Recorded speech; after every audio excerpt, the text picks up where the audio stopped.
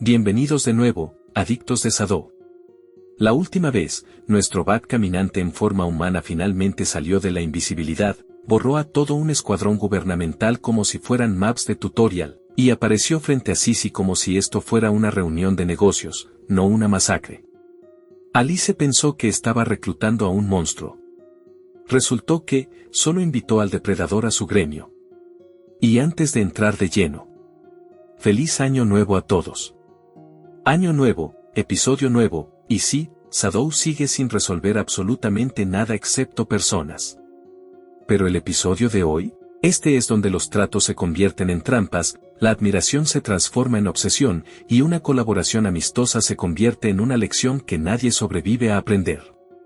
Así que pónganse cómodos, agarren algo para picar, porque una vez que Kai empieza a moverse esta noche, no hay forma de rebobinar esta parte. Comencemos. Después de matar a todos los del grupo del gobierno, Kai se presentó ante Sisi y sus hombres. Los ojos de Sisi prácticamente se convirtieron en fuegos artificiales con corazones en cuanto lo vio moverse. No fue un wow, es fuerte, fue más bien un traicionaría toda mi personalidad por este hombre.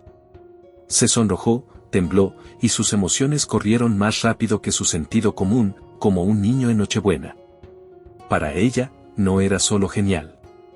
Era el tipo de genialidad que hacía que la gente olvidara sus principios y hiciera cualquier cosa por él. Pero cuando se dio cuenta de que Shadow venía de Daxia, no sintió indignación patriótica, sintió tragedia personal.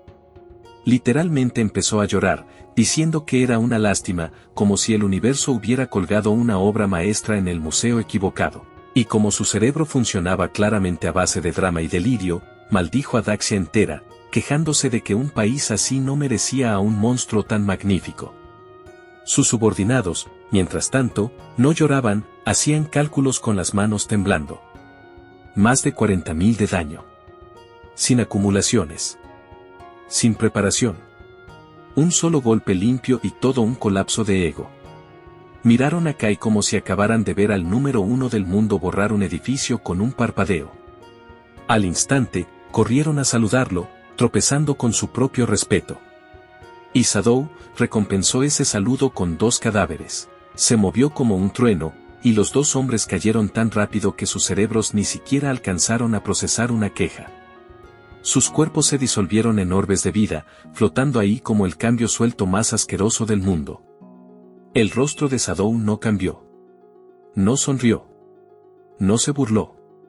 Simplemente dijo con calma que no entendía lo que estaban diciendo, pero asumía que era un insulto. Porque claro. La expresión de Sisi pasó de admiración a shock. Se apresuró a explicar que solo lo estaban saludando, no burlándose, y Shadow cambió al instante a su actuación de inocente, pidiendo disculpas como un caballero que no acababa de convertir a 2 personas en brillantina. Luego, con esa misma calma helada, sugirió que todos hablaran el idioma de Daxia, ya saben, para evitar malentendidos. Una forma elegante de decir, habla mal, muere rápido. Con eso resuelto, decidió que ya era hora del intercambio, pero antes del negocio, le dijo que se pusiera ropa. Ella se rió, se cubrió, y aún así tuvo el descaro de preguntar por la cabeza de Kai como si estuviera pidiendo postre. En el fondo, pensó que Shadow era raro, pero eso solo lo hacía más atractivo para ella, porque claramente coleccionaba banderas rojas como trofeos. Shadow confirmó casualmente que tenía la cabeza de Kai. Solo que no dentro del juego. No podía traerla, pero si quería pruebas, podía mostrárselas en la vida real. Y así de fácil, le creyó. No porque fuera lista, sino porque ya había visto su poder, y cuando alguien puede borrar personas con un paso, no pides recibos. Aceptó el trato, abrió la ventana del sistema e ingresó la cantidad de vida para el intercambio. El sistema lo procesó. Entonces apareció un mensaje, recordatorio, da like y suscríbete. Ajá. Un poco raro. Ella lo ignoró, pero tú no tienes por qué hacerlo. En fin, sigamos. Shadow se marchó con 1500 días de vida transferible como si estuviera cobrando renta. Luego se dio la vuelta para irse. Ella lo detuvo de inmediato. Sonriendo dulcemente, le propuso una colaboración a largo plazo. El clásico tú tienes las habilidades, yo el dinero, arruinemos vidas juntos. Dijo que ya tenía un nuevo objetivo de asesinato y, si le interesaba, lo invitaba a su casa esa misma noche. Lengua afuera. Cara roja. Coqueteando como si no estuviera reclutando una catástrofe humana. La curiosidad de Sadow se encendió. Preguntó quién era el objetivo y cuál sería el pago, porque incluso él, el apocalipsis con piernas, respetaba un buen negocio. Pero ella esquivó la respuesta, cerró sesión a mitad de la conversación y dijo que hablarían en persona. El pago sería varias veces mayor que el de hoy, prometió, y lo esperaría en el puerto de Ciudad Mágica. Ahí fue cuando la expresión de Kai se afiló por fin. Porque esperar en el puerto significaba su yate. Y mientras ella reía planeando seducciones, no muy lejos de la estatua, Tian Xinjian ya estaba maldiciendo a Sadow como un hombre intentando controlar su presión arterial a base de odio puro. Estaba furioso porque sabía que Sadow eventualmente traicionaría a las autoridades, pero en el fondo reconocía la situación como un éxito retorcido. Sisi se había aliado con Sadow.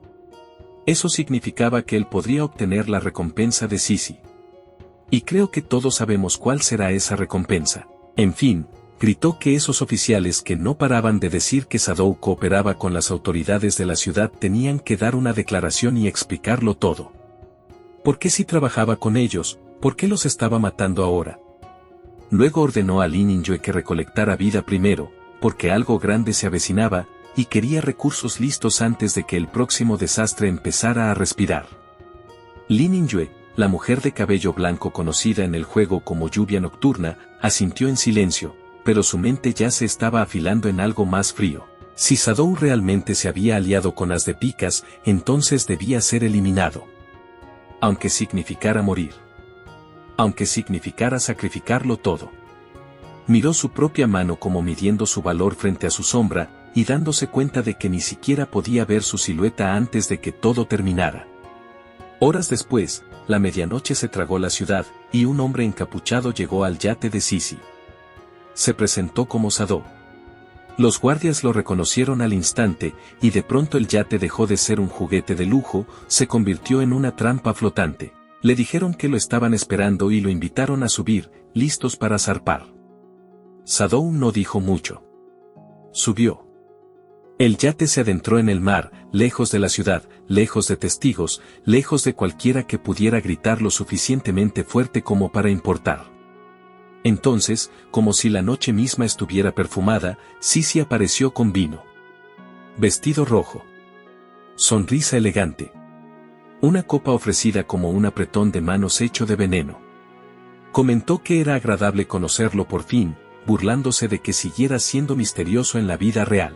Sadow ignoró el coqueteo y fue directo al punto, preguntando a quién quería muerta. Ella hizo puchero, literalmente ofendida de que la tratara como cliente y no como diosa. Con una sonrisa traviesa, dijo que ir directo a los negocios no tenía gracia. Era una noche hermosa, dijo. Buena compañía. Los asuntos aburridos podían esperar. En su lugar, propuso un brindis, celebrando la encantadora velada que estaban pasando juntos. Sadow tomó la copa. Bebió de inmediato. Sin dudar. Y la confianza de Sisi se infló como un globo a punto de explotar, porque el vino no era solo vino. Era su receta especial. Del tipo que volvía obediente a la gente. Del tipo que convertía a hombres poderosos en juguetes. Se sentó junto a él, aferrándose a su brazo, preguntando si ya sentía los efectos. Y en su mente celebraba como si hubiera conquistado al jefe final de la masculinidad. Incluso Sadow, pensó, era solo un hombre. Luego se inclinó más, la excitación creciendo, y empezó a explicar su pequeño plan. Cuando llegaran al momento culminante, levantaría su capucha y por fin vería su rostro. Estaba segura de que debía ser absurdamente guapo. Pero por ahora, el misterio lo hacía mejor. Y no se detuvo ahí, maravillada de que Daxia hubiera producido a alguien así.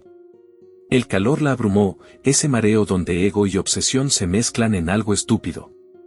Quería más emoción, así que lo instó, gritando que estaba lista. El universo tenía planes increíbles para ellos. Sadow entró en pánico. La receta especial de Sisi quizá estaba mostrando efectos. Empezó a sonrojarse bajo la capucha. No estaba acostumbrado a momentos como este. Entonces el universo le demostró que estaba equivocada. De repente, llamas verdes brotaron del cuerpo de Sadou. No calor. No pasión. Fuego. Sisi gritó cuando las llamas la devoraron, el momento pasando del placer al horror tan rápido que su cerebro ni siquiera pudo procesarlo. Miró en shock, sintiendo el calor abrasador y pensando, esto es fuego, como si acabara de descubrir cómo se sentía morir. Y justo entonces, alguien apareció a su lado y arrancó el colgante de su cuello. Un colgante de cristal protector, rango oro, accesorio universal. Un truco de alto nivel contra la muerte, otorgando una capa de inmunidad al daño cada 300 segundos.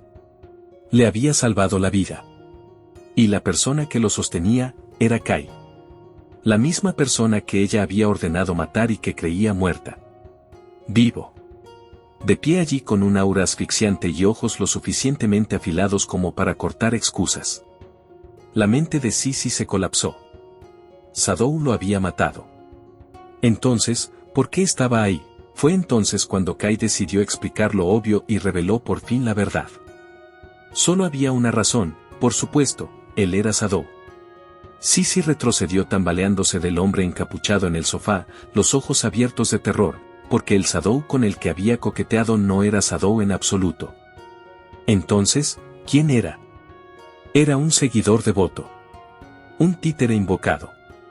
Y el títere parecía inquietantemente satisfecho consigo mismo, porque al parecer había disfrutado la velada un poco demasiado. La arrogancia de Sisi se hizo pedazos. Cayó de rodillas, golpeó su frente contra el suelo, suplicó misericordia, juró que estaba equivocada. Ofreció toda su vida, prometió esclavitud, prometió cualquier cosa. Le dijo que podía hacer lo que quisiera con ella, porque de repente sobrevivir se convirtió en la única religión en la que creía. A Kai no le importó su desesperación. Hizo una sola pregunta: ¿dónde estaban los 5 extranjeros que habían estado con ella? Las lágrimas corrían por su rostro y ella, sin dignidad, sin orgullo, empezó a ladrar como un perro, llamándolo por nombres y ofreciendo la información a cambio de que la dejara ir. Kai no la dejó terminar la frase. Le rompió el cuello. Simple. Eficiente. Como cerrar un libro. Mientras su cuerpo se retorcía, tomó su teléfono y revisó la situación, solo para darse cuenta de que los 5 hombres no estaban en el yate. Una lástima.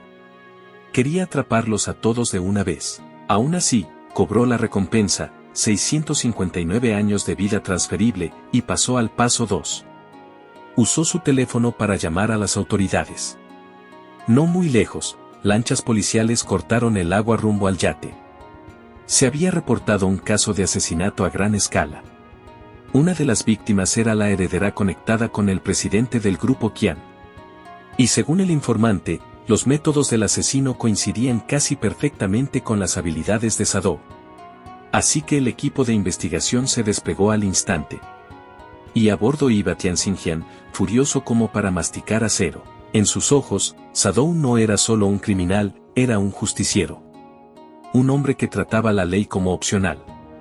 Pero una vez más, en su mente, Tian Xinjiang juró venganza por su Sisi, prometiendo que una vez confirmara la ubicación de Sadou con habilidades de búsqueda, abrirían fuego con todo y lo borrarían por completo. Las lanchas rodearon el yate en segundos. Encontraron el cadáver de Sisi. La revisión preliminar mostró el cuello roto. Había marcas de quemaduras. Rastros de ADN. Evidencia de humillación acumulada sobre asesinato, y Tian Xinjiang vibraba de rabia, maldiciendo a Sadou no solo por matar, sino por profanar. Entonces puso una mano sobre su cuerpo. Últimas palabras del difunto. 5 minutos de localización del asesino. Juró llevar al culpable ante la justicia. Y en el momento en que apareció la ubicación, sus ojos se abrieron de par en par. Sadou seguía ahí. Tian Xinjiang sacó su pistola, gritó que todos tuvieran cuidado y ordenó un ataque total hacia las 6 en punto. Pero antes de que pudiera siquiera girarse, un dardo venenoso atravesó su cabeza. cayó muerto junto a su Sisi como un signo de puntuación al final de su propia promesa. El equipo quedó en shock. Lee Ning-yue no perdió la compostura. La determinación endureció su rostro mientras invocaba un escudo grupal y abría fuego, acusando a Sadou de matar al investigador y exigiendo saber si estaba declarando la guerra a las autoridades. Hua Xiaoru, tan calmado como siempre, les dijo que no entraran en pánico. Dijo que Tian Xinjian era un traidor. Había estado filtrando información oficial a Sisi a cambio de beneficios. Las pruebas, afirmó Sadou, estarían en su teléfono. Podían investigar todo lo que quisieran. Y lo hicieron. Un oficial abrió el teléfono y lo confirmó, registros de comunicación entre el investigador y Sisi. Y entonces la revelación cayó como una bofetada. Sisi no era solo una heredera corrupta en la vida real. También era as de picas en el juego. Lee Ning-yue no lo creyó. Exigió verlo ella misma. Tomó el teléfono. Y el oficial entró en pánico, diciéndole que esperara. Ahora estaba confundida. ¿Por qué no podía verlo? Entonces abrió la galería. Y vio una foto de Tian Xinjian y Sisi besándose. Su rostro se puso rojo al instante. Siguió deslizando y vio más fotos privadas, videos, suficientes para hacer que incluso un oficial disciplinado quisiera evaporarse ahí mismo. El oficial, nervioso, le recordó que le había advertido. Pero la vergüenza ya no importaba. Porque Sadou tenía razón. Todo encajaba ahora. Lee Ning-yue finalmente entendió la estrategia de pesadilla detrás de todo. Las muertes previas en el juego no habían sido ejecuciones reales, habían sido teatro. Sadou lo había montado todo y los había matado frente a Sisi solo para ganarse su confianza, localizarla en la vida real y eliminarla fuera del sistema. Luego informó a las autoridades, atrajo al investigador traidor y lo borró también. Un movimiento. Dos problemas enormes resueltos. El oficial le preguntó a Lee Ning-yue por qué miraba las fotos con tanta intensidad, y ella volvió a la realidad con una conclusión helada: Sadou no solo era fuerte. Era aterrador. Si alguna vez se volvía hostil contra las autoridades, las consecuencias serían impensables. Y entonces recordó algo peor.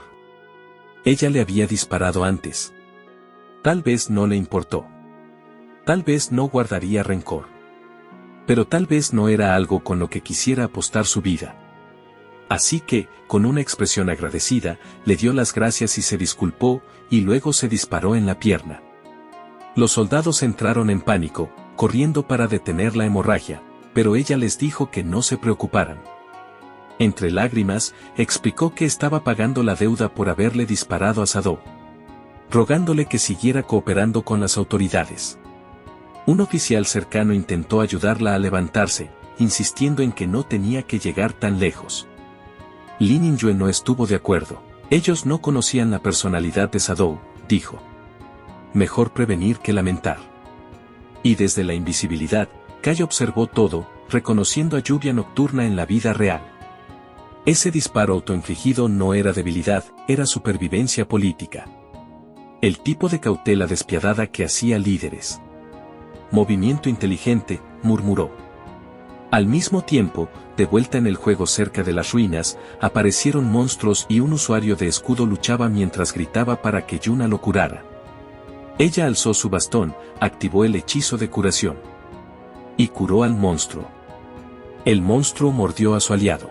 Otro monstruo se lo devoró. Y Yuna se quedó ahí, administrando accidentalmente un sistema de salud gratuito para el equipo enemigo. Murieron. Otra vez. Reaparecieron otra vez. Yuna lloró, confundida, insistiendo en que ni siquiera había visto a nadie atacar. Naturalmente, culpó a Sadou, asumiendo que la estaba cazando porque quería vengarse por Félix. Y entonces la realidad le dio una bofetada. O alguien real, por ejemplo, su compañero. La llamó idiota y le preguntó por qué Sadou perdería tiempo con ella. Le dijeron la verdad, habían sido aniquilados por el jefe platino, el asesino decapitado Xia Luo, y si ella hubiera siquiera mirado las notificaciones del sistema, lo habría sabido. Yuna se quedó sentada con un chichón en la cabeza, mientras el hombre explicaba que el jefe había sido provocado por su curación mal lanzada. Luego juró algo sagrado. Si el líder del gremio volvía a ponerla en su grupo, renunciaría en el acto. Y justo a tiempo, el jefe descendió cerca de ellos. Un aura extraña emanaba de él como si la muerte respirara. El hombre entró en pánico, le dio la espalda a Yuna y salió corriendo como un compañero leal que de repente recordó que tenía asuntos urgentes muy lejos. El jefe lo siguió. Los ojos de Yuna se abrieron de par en par. Esto era malo. Y mientras ella se daba cuenta de que quizá era la sanadora menos confiable del universo, en algún lugar de la ciudad, una mansión temblaba de furia. Una mujer pelirroja gritaba a su teléfono, llamando inútiles a los oficiales del otro lado. Había sido la oportunidad perfecta para matar a Sadou, y estaban retrocediendo. No le importaban las excusas. Sadou había masacrado a todo su clan Dongfang. Esa sangre no podía desperdiciarse. Años de infiltración en el gobierno no significaban nada si fallaban justo cuando importaba. Exigió que, costara lo que costara, Sadou tenía que pagar. Le recordó que Sadou había matado a su suegro y preguntó por qué estaba dudando. A su lado estaba un chico sosteniendo un látigo, y detrás de él, una mujer herida observaba, con los ojos brillando de una confianza cruel, como si esta familia funcionara con odio en lugar de amor. El chico finalmente habló. Le dijo a su madre que tenía un plan para matar a Sadou. Su ira se enfrió en curiosidad. Le preguntó cuál era, y luego le recordó el problema obvio: el maldito juego solo permitía a adultos mayores de 18, y él aún no podía entrar. Y entonces los ojos del chico brillaron con confianza, porque no necesitaba entrar al juego para tender una trampa. Si Sharo trataba la violencia como un hobby, su plan era simple: provocarlo, guiarlo y enterrarlo en un espectáculo. Enviarían gente a pinchar al oso. No amenazas reales, solo sacrificios ruidosos con suficiente ego para llamar la atención de Sadou. Luego, cuando Sadou apareciera para resolver el problema como siempre, lo guiarían a la fábrica de fuegos artificiales de su padre.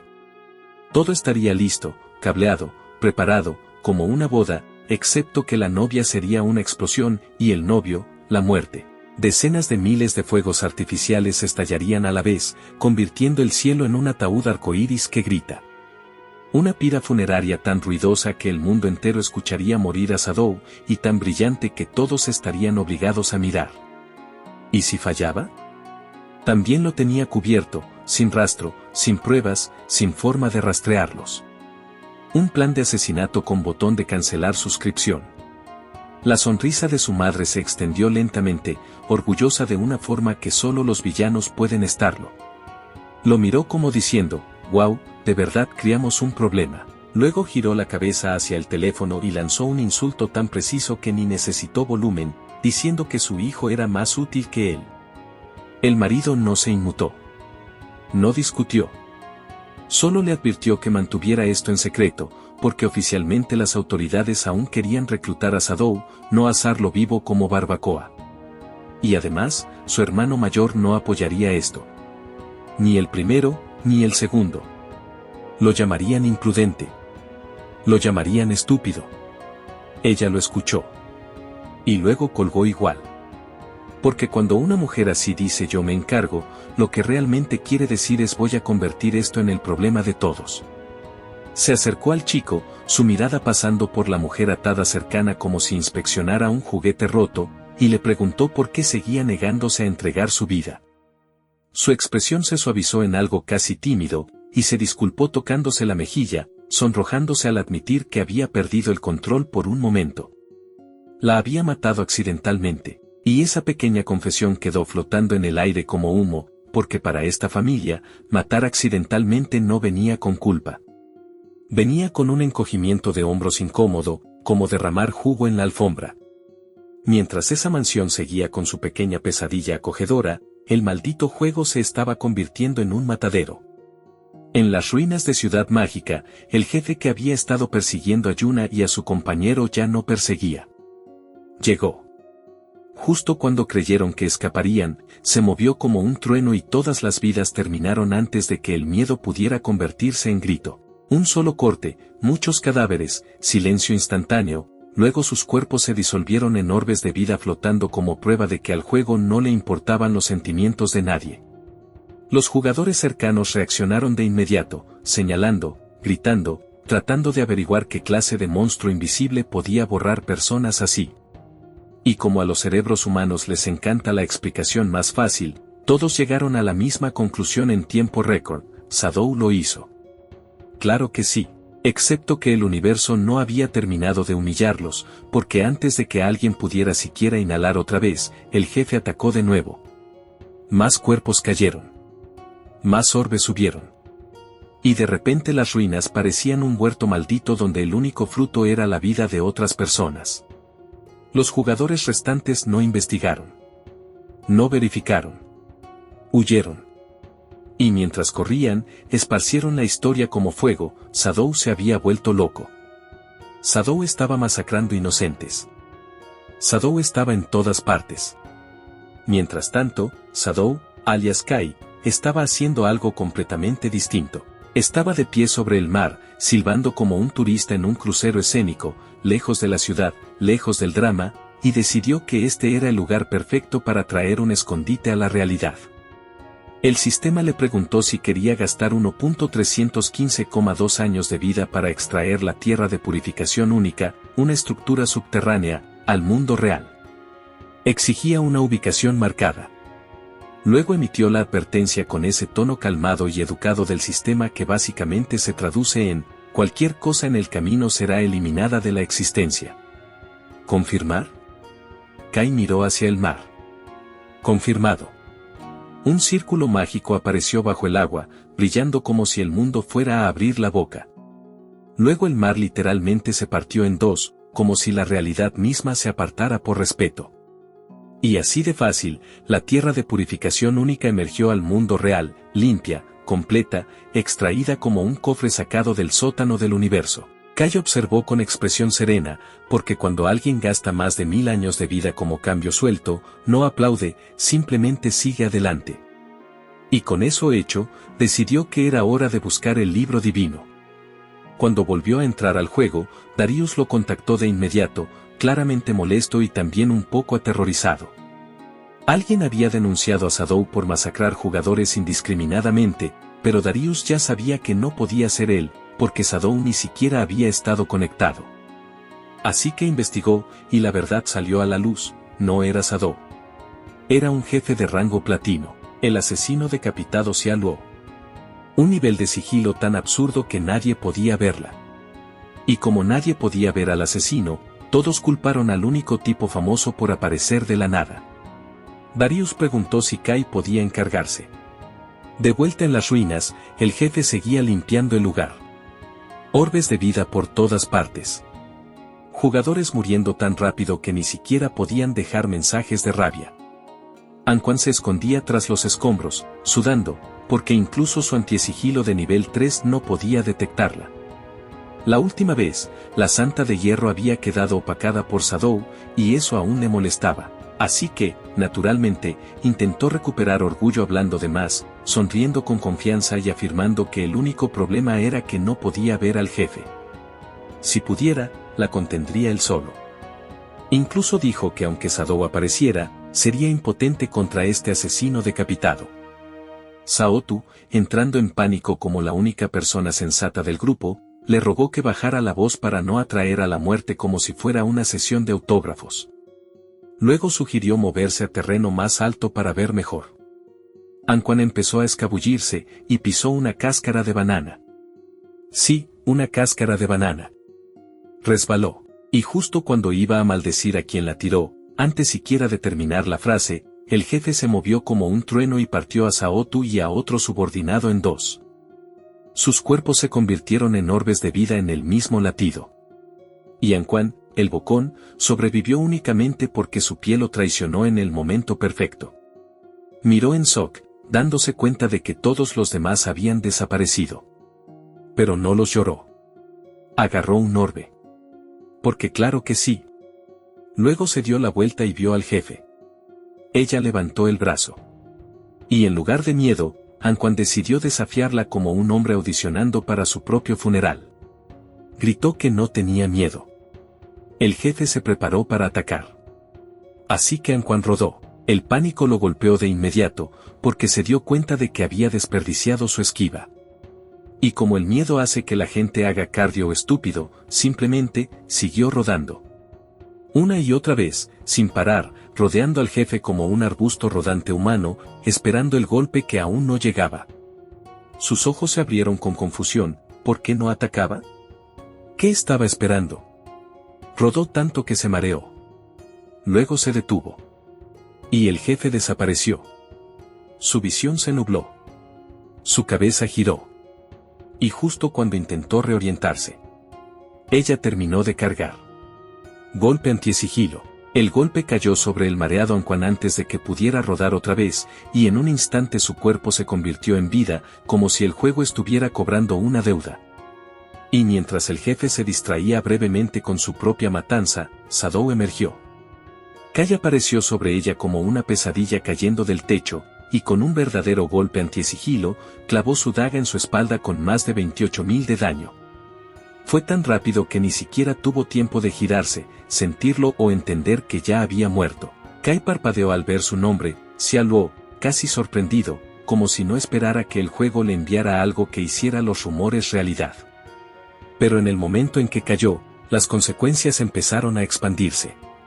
Unos minutos antes, los miembros del gremio en las ruinas estaban señalando a la pobre Yuna, culpándola por lanzar mal un hechizo que activó al jefe decapitado. Afirmaban que el jefe la había notado, seguido e incluso rastreado hasta el punto de reaparición, porque aparentemente el talento de esta chica era ser un faro andante de desastre. Yuna lloró, intentando explicar que nunca lo hizo a propósito. Dos jugadores explotaron, diciéndole al líder del gremio que sus equipos nunca aceptarían a alguien como ella, porque morir sin saber por qué no era desafío, era humillación. El líder del gremio los silenció rápido, advirtiéndoles que bajaran la voz si no querían que el jefe los oyera discutir como idiotas. Luego, con una mirada seria, miró a Yuna y llegó a una conclusión tan práctica como cruel: ella no estaba hecha para el combate. Así que a partir de ahora, recopilaría información sobre escondites. Si encontraba uno de rango oro, recibiría 3 años de vida. ¿Platino? 10 años. Y como sus muertes constantes estaban desperdiciando recursos, decidió que recibiría 1 año de vida por día a partir de ahora. Apareció una ventana del sistema. Recibió 2 días de vida transferible, elevando su total a poco más de 2 días y algunas horas. Yuna le agradeció sinceramente, casi brillando de gratitud. ¿Y las otras chicas? Estaban furiosas. Porque los celos en el juego golpean distinto. Se convencieron de que todo esto había sido el plan de Yuna desde el principio: morir repetidamente, verse patética, ganar la atención diaria del líder del gremio. La maldijeron, jurando que harían lo mismo, porque aparentemente su estrategia era armar la incompetencia. Entonces empezó a emerger vida del área, y notaron algo que hizo que todo el grupo se detuviera. El nombre del jefe. Xiaoluo. El líder del gremio y sus hombres miraron, confundidos, porque ¿por qué el jefe compartiría el mismo nombre que la sanadora que lloraba? ¿Coincidencia? ¿Maldición? ¿Broma? Entonces el cadáver apareció en el suelo, y Kai apareció justo después, de pie allí en silencio, mirando al líder del gremio como a alguien que entró a la habitación equivocada y aún así decidió adueñarse del lugar. Los ojos del líder del gremio se abrieron. Su mandíbula cayó, y antes de que nadie pudiera siquiera pensar, de repente golpeó a uno de sus propios hombres en la cabeza con furia, como si intentara imponer disciplina al aire mismo. Y ahí fue cuando algo salió mal. Una energía extraña envolvió a Yuna. El espacio se distorsionó a su alrededor. El aire se retorció como si la realidad tuviera problemas para cargar. Sus ojos se abrieron de terror, porque ni ella ni los demás entendían qué estaba pasando. Y el líder del gremio, sin perder un segundo, le dio una patada directa en el trasero. Fuerte. Salió volando. Yuna gritó pidiendo ayuda mientras su cuerpo flotaba en el aire como si hubiera sido marcada por algo divino y maligno. Entonces aparecieron 3 jefes decapitados a su alrededor. La atención de Kai se fijó en ella al instante. Desde un rincón, Anquan y los demás observaban en pánico cómo la situación escalaba.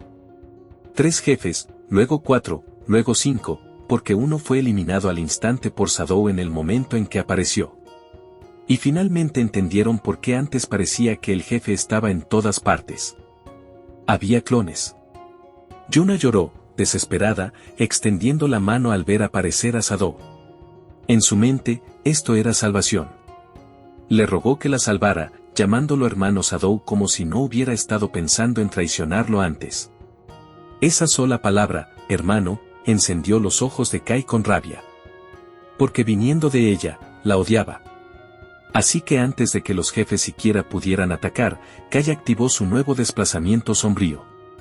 Se movió en un parpadeo, cortando a los jefes decapitados, y cortando a Yuna en pedazos también. Entró en shock al morir, incapaz de entender por qué Shadow la mató, porque claro que no lo entendió. Personas como ella nunca entienden las consecuencias hasta que ya son un orbe de vida. El sistema recompensó a Kai, mató al asesino decapitado Charon y a Yuna, ganando experiencia masiva, puntos de evolución y 1.520 días de vida transferible. Orbes cayeron del cielo como lluvia hecha de tiempo robado. Kai dio la espalda a sus restos y lo descartó fríamente como mala suerte. Luego usó mano codiciosa para recoger el botín, notando algo extra. Además de la gran recompensa de vida, el jefe había soltado un montón de orbes de luz, vida no transferible que el jefe había absorbido de otros jugadores pero aún no había digerido. Básicamente, billeteras robadas cayendo cuando el ladrón muere. Justo entonces, la capitana Eva y Darius aparecieron de nuevo como si fueran actores pagados en la vida de Shadow.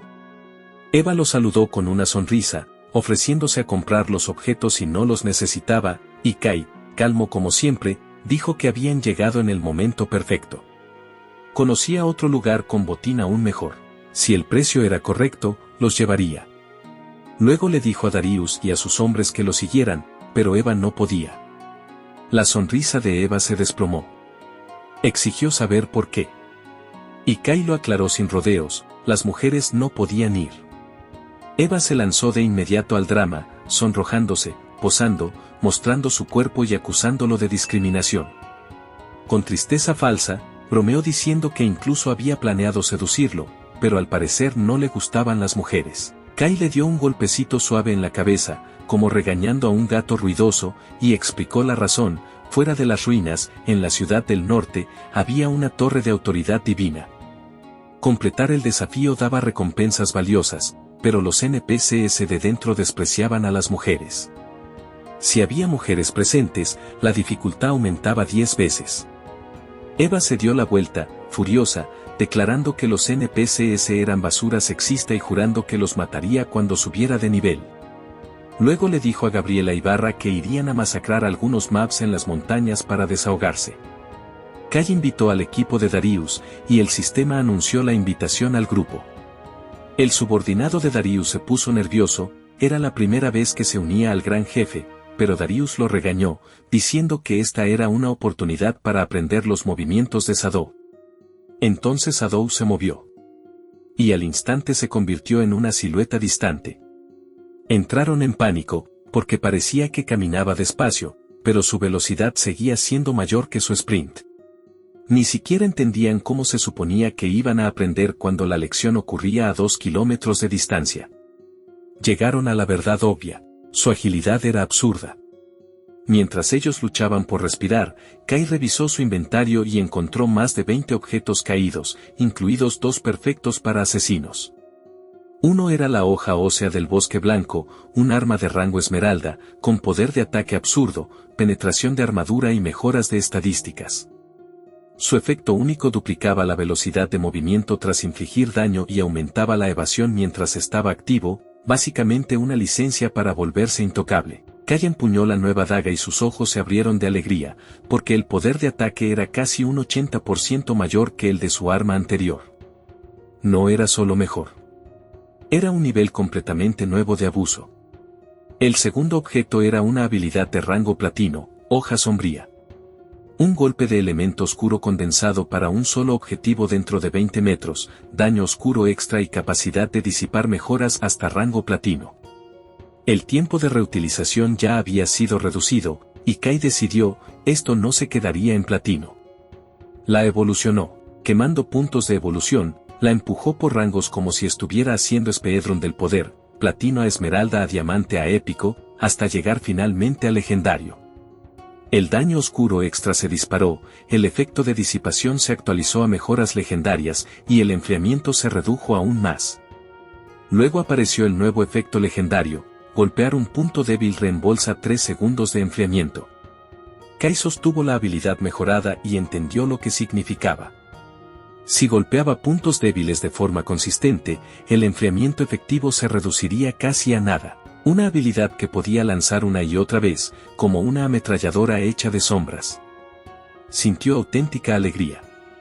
Luego salió de sus pensamientos, se dio la vuelta, y se dio cuenta de que Darius y sus hombres aún no estaban allí. 2 kilómetros detrás, esos mismos hombres jadeaban como peces fuera del agua, quejándose de que no podían seguir el ritmo, y uno finalmente admitió que no podía continuar. Darius no lo consoló. Lo agarró de los pies y empezó a arrastrarlo hacia adelante. Porque aparentemente, en el grupo de Shadow, solo había 2 opciones, seguir el ritmo, o ser arrastrado hacia el próximo desastre de todos modos. Y aquí termina el episodio. Espero que lo hayan disfrutado. La próxima vez en la vida de nuestro asesino favorito, Shadow arrastra a Darius a una prueba divina donde las reglas te odian y dudar se castiga. Un niño prepara una tumba de fuegos artificiales lo suficientemente grande como para borrar una leyenda, y Yuna se queda sin vida, lo que significa que la paciencia del sistema se acabó oficialmente. Muy bien, adictos de Shadow, continuamos justo aquí la próxima vez.